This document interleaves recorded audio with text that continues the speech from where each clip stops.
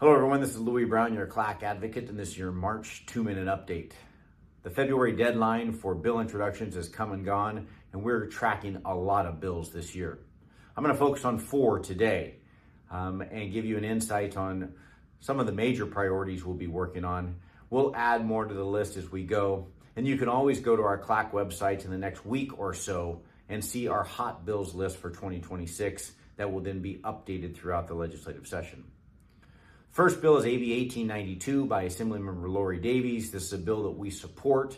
It's going to make some technical changes, some important changes to election law, principally the acclamation law, and we're going to reduce the timeline from 90 to 30 days to give more associations the opportunity to actually fully use acclamation, reducing those costs that come from a full-blown election that's unneeded when you have fewer candidates than there are open seats.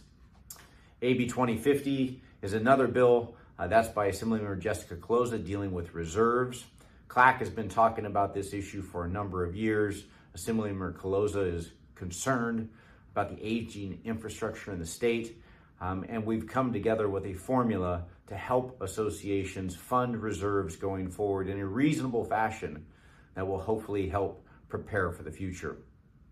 Now we have 2 other bills that are not our sponsored bills, but create significant issues for associations that we will be opposing and asking you to engage on throughout the legislative session as needed. First is SB 1007. This bill has 3 principal pieces to it, but the most onerous piece is the deletion of the authority of an association to increase assessments by 20%. It's a core tenet of the Davis-Sterling Act, and they seek to delete that and replace it with only the rate of inflation. So really hand-tying associations and their ability to cover the increased costs of everything from water and electricity, landscaping, and insurance, all the issues that the associations are facing year over year and need that authority, that ability to increase those assessments to cover those costs. So pay attention to that one, SB 1007. We're going to be asking you to engage very, very soon. SB 1238 by Senator Wahab is another issue that we're going to be engaging on. We saw some of the language in Senator Wahab's bill come last year dealing with balcony disclosures, SB 326 exclosures and inspection reports. The bill would like the inspectors to provide specific information about some of the elements they're inspecting that we're told simply is not practical. And if an inspector is required to report some of this information, they simply won't do the reports because they won't be accurate. So we're going to be working with Senator Wahab in an effort to try to address this issue, try to remove that onerous language that allow inspectors to continue to do these reports on your behalf. As you can tell, a number of these issues are all colliding and conflict with one another. If we're going to provide for reserves and we're going to save for the emergencies that associations are going to face, we need the ability to raise assessments. And so the Caloza bill and the Minjavar bill are in direct opposition to one another.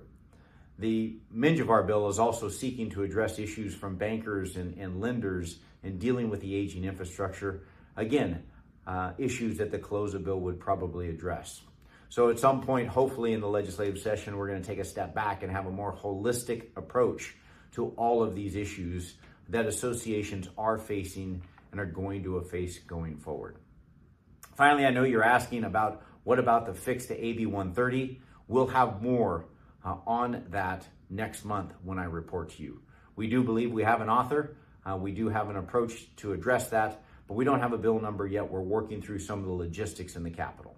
So a little longer than the normal 2 minutes, but we have a lot working this year. So please go to the CLAC website, check out the hot bills list when it's up in about a week, and then please plan to join us in April for our CLAC Advocacy Days.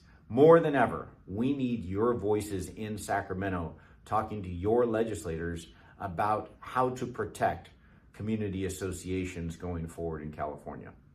Thank you again for all you do. Look forward to working with you throughout the session. Goodbye.